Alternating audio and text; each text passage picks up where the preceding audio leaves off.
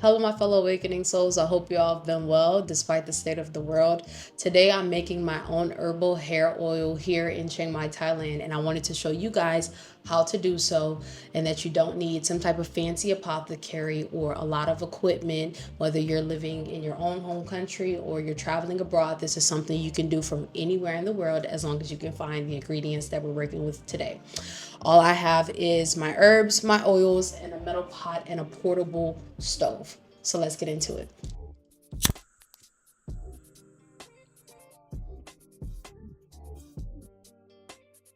Okay, let's talk about what I'm using and why I'm using it. For my oil base, I'm using a brown rice oil and castor oil together. Brown rice oil is lightweight, but it also is rich in vitamin E and antioxidants.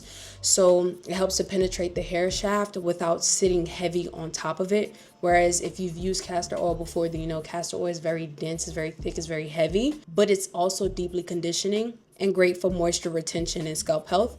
So we're going to be combining those two together. For the herbs, I'm going to be using 3 herbs today, nothing major: rosemary, rose petals, and Gotu Kola. Now, rosemary is probably one of the most researched herbs for hair growth right now.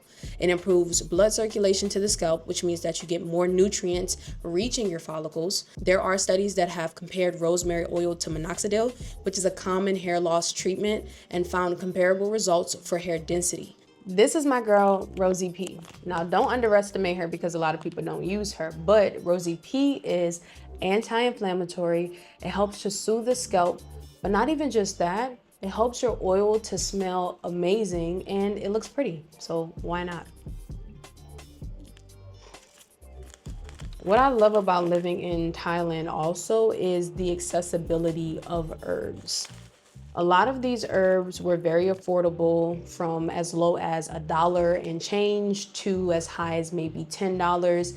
And I'm really grateful to be in a place where herbs are not only used in everyday life as a part of cooking, but they're also used in a lot of remedies.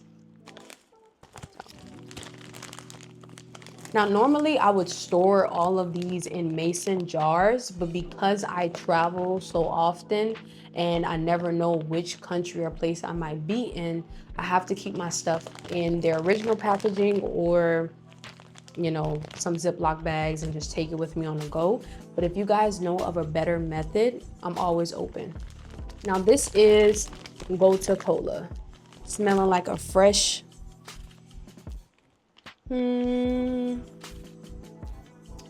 imagine running through a field with high grass and the sun is setting and maybe it rained a few days ago. That's how this smells to me. Amazing. Now, I know a lot of people don't talk about Gotu Kola, but Gotu, otherwise known as Gotu Kola, has been used to support collagen production, strengthens the hair follicle at the roots, and improves circulation. So if you've been dealing with thinning or slow health growth, then this is one you want to add to your list to get real familiar with. Let's go ahead and make this blend. I'm starting off with Gotu Kola as my base. Now, I'm not going to use specific measurements because I've done this enough times to go by feel, but if you need specific measurements, I'll put it in the description below so you can follow along more precisely.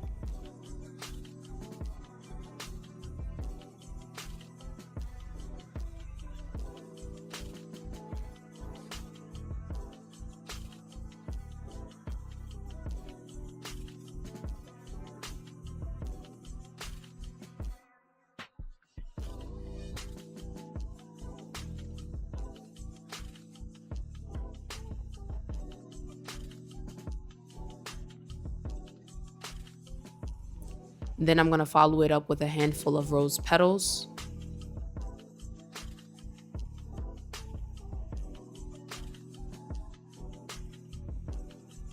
And top it off with rosemary.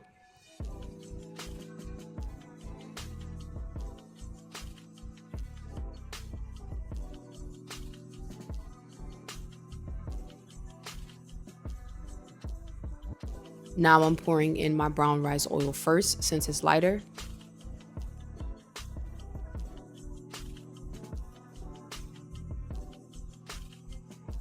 And then the castor oil on top.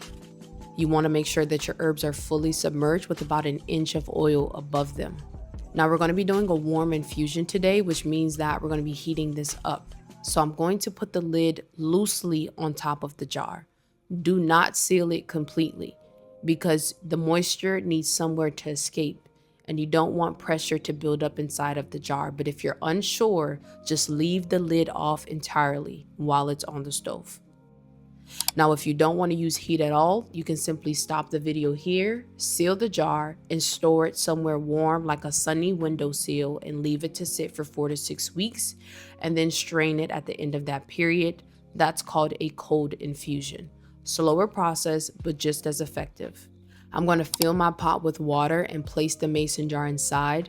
You want the water to come up at least halfway up the side of the jar so that the heat can transfer to the oil. Think of it as a DIY double boiler, but if you have a double boiler, that'll be perfect. Just use that. Turn your stovetop to the lowest setting possible.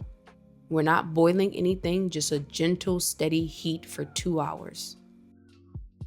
So I wanted to talk a little bit about why I do this instead of buying hair products from 7-Eleven or some of the stores here in Thailand or when I travel. Personally, because I don't like some of the products, even in some of the holistic or organic health food stores, they just don't work for my type 4 hair. I don't really care for it. The shampoos and the conditioners are pretty fine, but when it comes to like a cream or hair oil, I don't feel like they quite get the job done. But not just that, some of the regular stores that a lot of people shop at and buy hair care stuff here have a lot of chemicals in them, just like America. Synthetic fragrances, mineral oils, silicones. Some of these things have the ability to mess with our fertility as women. They have the ability to affect our hormones. They have the ability to cause certain illnesses, like some of them have cancer causing ingredients inside of them, just like the States. So I prefer to stay away from those things. I'm not saying that I'm perfect, but I definitely live more intentionally, I would say more so than the average person. So when I have the chance to buy better or make better, I do so. And when you start making your own stuff and you know exactly what's in them, why it's there, it not only becomes something that benefits your hair, your scalp, your body, it becomes an extension of how you care for yourself. So this is something that you can make from anywhere in the world for the most part. If you can source these herbs and you got a pot, you got a stove, and you got the oils and something to put it in, then you're good to go. 2 hours later. I'm going to let it cool completely before I strain it. Don't rush this part. It's important. A few moments later. Now that the time's passed, I'm going to strain it using a fine mesh strainer to remove all the herbs. But if you have a cheesecloth, feel free to use that and squeeze every last drop that you can.